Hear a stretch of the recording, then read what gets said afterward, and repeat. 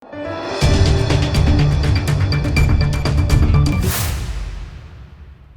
મહાનગરપાલિકા ખાતે ભૂખીકાસને ડાયવર્ટ કરવાના મામલે આજરોજ મેયર પિંકીબેન સોનીની આગેવાનીમાં બેઠક યોજાઈ હતી। ભૂખીકાસને ડાયવર્ટ કરવાના મામલે વડોદરા મહાનગરપાલિકા ખાતે આજરોજ મેયર પિંકીબેન સોનીની આગેવાનીમાં બેઠક યોજાઈ હતી।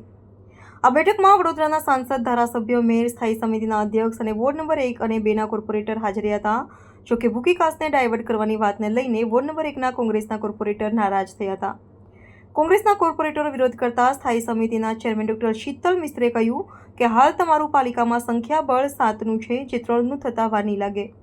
ચાલુ મિટિંગમાં ચેરમેનના આ પ્રકારના વલણને લઈને વોર્ડ નંબર 1 ના કોંગ્રેસના કોર્પોરેટરો અમીબેન રાવત, પુષ્માબેન વાઘેલા અને જહા ભરવાડે એક બેઠકનો બહિષ્કાર કર્યો હતો। વડોદરા મહાનગરપાલિકા દ્વારા ગત વર્ષે આવેલા પૂર બાદ ભૂખીકાસને ડાયવર્ટ કરવાનું નક્કી કરવામાં આવ્યું છે, જે મામલે પાલિકાની વડી કચેરી ખાતે આજરોજ બેઠક યોજાઈ હતી।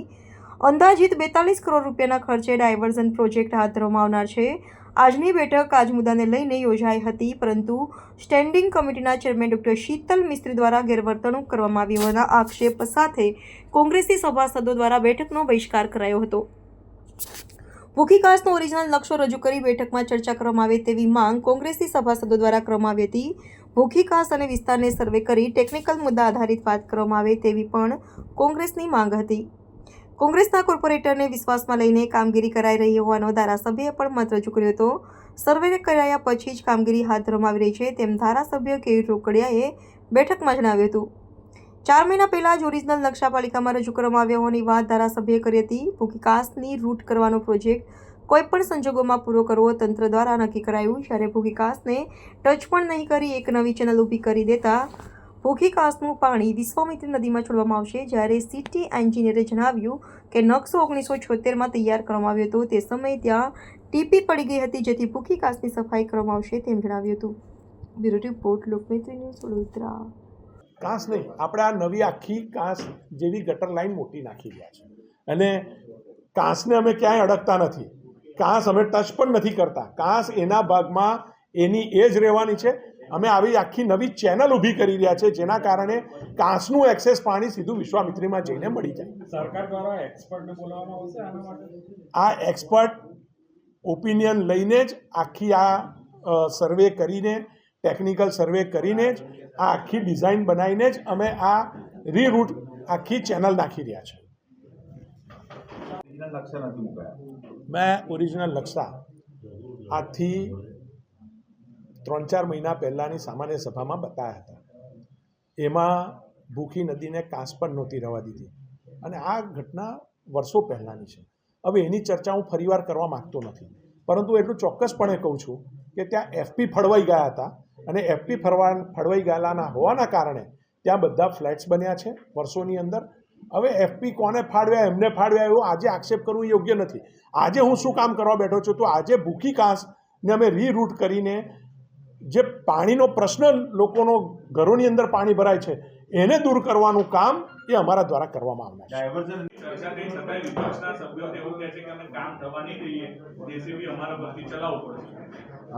સૌથી પહેલાં તો આ જે ભૂખીકાસ છે એને ડાયવર્ટ નથી કરતા। પહેલાંમાં પહેલી વાત તો એ છે, ભૂખીકાસ જ્યાં છે ત્યાંની ત્યાં જ છે, પરંતુ ભૂખીકાસની એક કેપેસિટી છે। એ કેપેસિટી જ્યારે ઓછી પડતી હોય તો એને કેપેસિટી એન્હેન્સમેન્ટ કરવી પડે।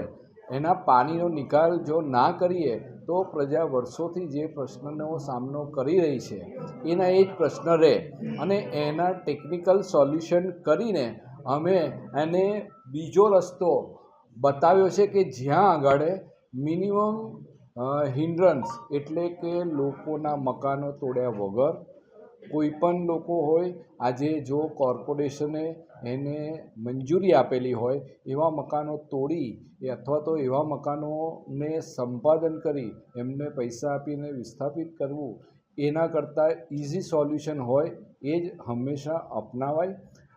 સાથે ચર્ચા દરમિયાન એક એવી પણ બાબત આવી કે DLRના નકશા અમને બતાવો।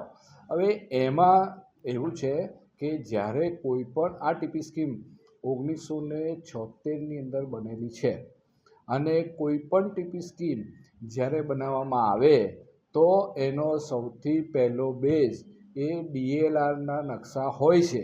એટલે DLRના નકશાનો બેઝ તો 1976થી જ લીધેલો છે. એને ફરીથી રિવ્યૂ કરવાની જે વાતની રજૂઆત આવી એમાં એના ઉપર ટીપી સ્કીમ DLRના નકશા પ્રમાણે જ બનાવેલી છે. વાત બીજી કે જ્યારે ટીપી સ્કીમ આ વિસ્તારમાંથી ડિક્લેર કરવામાં આવી ત્યારે લોકોના વાંધા સૂચન મંગાવેલા છે. જે તે વખતે આ ટીપી સ્કીમની નોર્મલ પ્રક્રિયા છે અને વાંધા સૂચન એકવાર નહીં 3 વાર મંગાવવામાં આવે છે. ત્યારે આ ટીપી સ્કીમ 1976માં મંજૂર કરવામાં આવે છે અને એ કોઈ કોર્પોરેશનના માત્ર લેવલે નથી થતી, એ રાજ્ય સરકારના લેવલે પણ એની મંજૂરી આવે છે. આ જે પ્રક્રિયા છે તે રાજ્ય સરકારના નિયત કરેલા ટાઉન પ્લાનિંગ ઓફિસર જે લોકો પાસે આનું એક્સપર્ટ નોલેજ હોય છે એ નક્કી કરે છે. માટે DLRના નકશા અને એના રેફરન્સમાં ભૂખી કાંસની જે વાત છે એ તો ઓલરેડી કન્સિડરેશનમાં આવી જ ગઈ છે.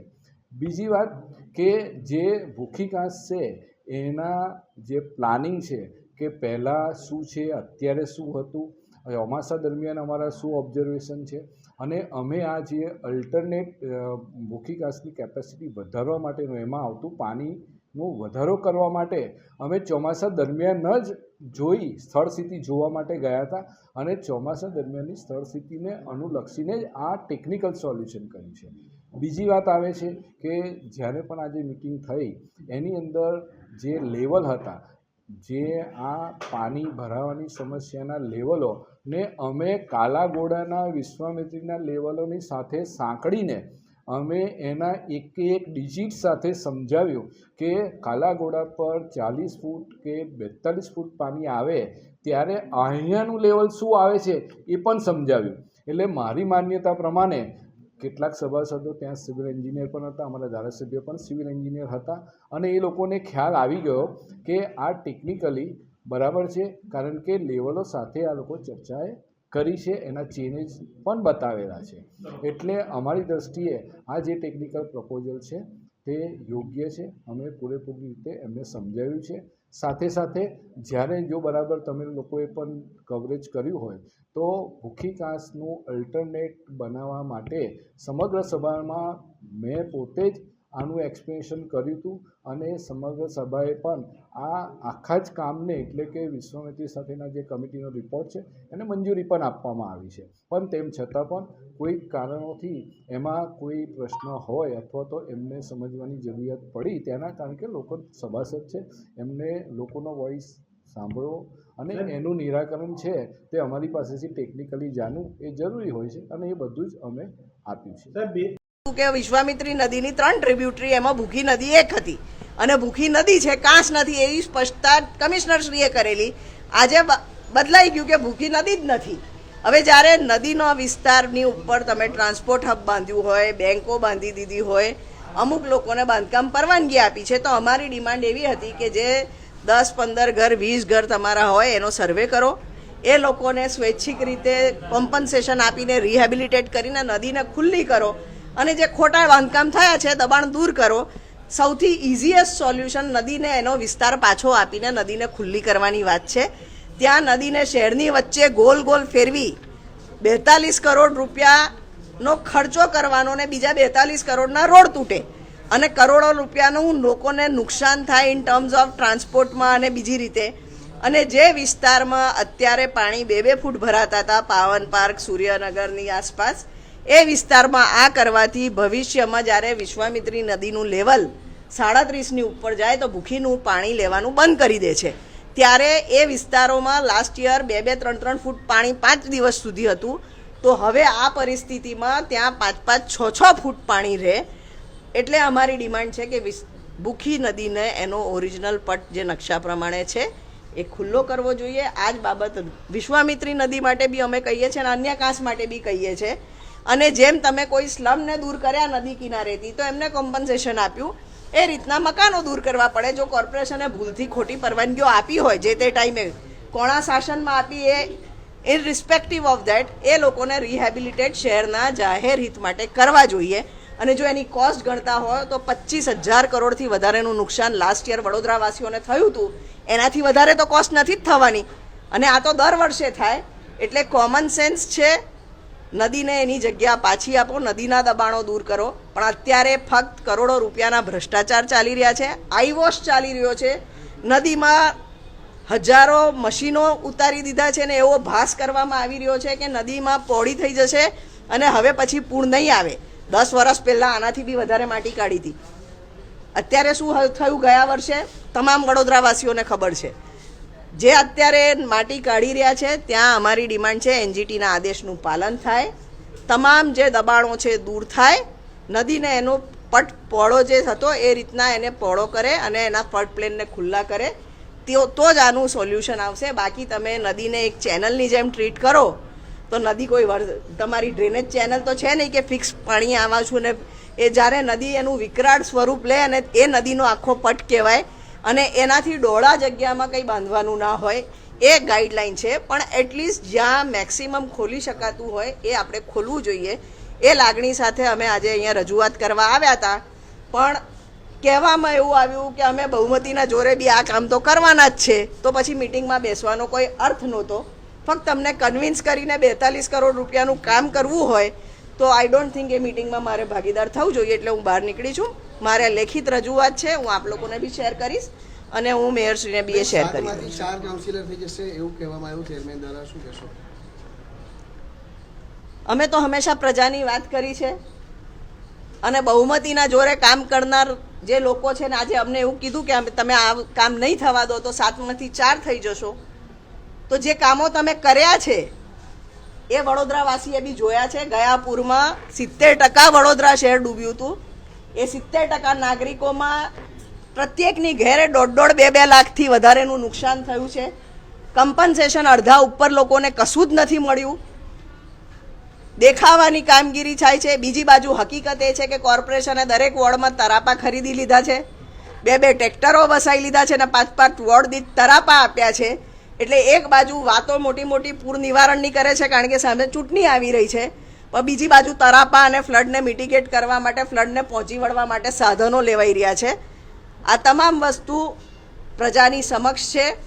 ફક્ત દેખાવાના કામ થઈને વિશ્વામિત્રી નદીમાંથી 15 લાખ ટન માટી કાઢવાનો અમે તો એવું બી સાંભળ્યું છે કે એમાં બી કારસો છે, એમાં બી ભ્રષ્ટાચાર થઈ રહ્યો છે, મળતિયાઓના ખેતરો ભરાઈ રહ્યા છે. તો આપ જોજો, આ બ્રહ્મ ના રહેતા. વડોદરા શહેરના નાગરિકો જે વિશ્વામિત્રી અને એના ફ્લડ પ્લેનની એની જે ટ્રિબ્યુટરીઝ છે એની જમીનો જે લોકોએ પડાવી પાડી છે, આજુબાજુ 7/12ના ઉતારા બી બધાના પેપરમાં આવ્યા છે, કોણે લીધી છે. અને હવે એવું એક ષડયંત્ર ચાલી રહ્યું છે કે એક્ઝિસ્ટિંગ જે છે એને નવા લેન્ડ યુઝ પ્લાન કરી અને જૂનું બધું ભૂલી જવાનું અને નવી નવી જગ્યાએથી શહેરની વચ્ચેથી નદીઓ ફેરવવાની વાત ચાલે છે. કોમન સેન્સની વાત છે. એક સામાન્ય નાગરિક બી સમજી શકે કે પાણી તો એના ડાયરેક્શન અને ફ્લો પ્રમાણે જ વહે. તમે પાણીને શહેરમાં ગોલ ગોલ ફેરવશો તો નુકસાની વધશે, ઘટે નહીં. બેઠકમાં વિપક્ષ તો તમે લોકમૈત્રી ન્યૂઝ સાથે જોડાયેલા રહેવા અમારા યુટ્યુબ ચેનલને સબસ્ક્રાઇબ કરી ફેસબુક અને ઇન્સ્ટાગ્રામ પેજને લાઇક અને શેર કરો.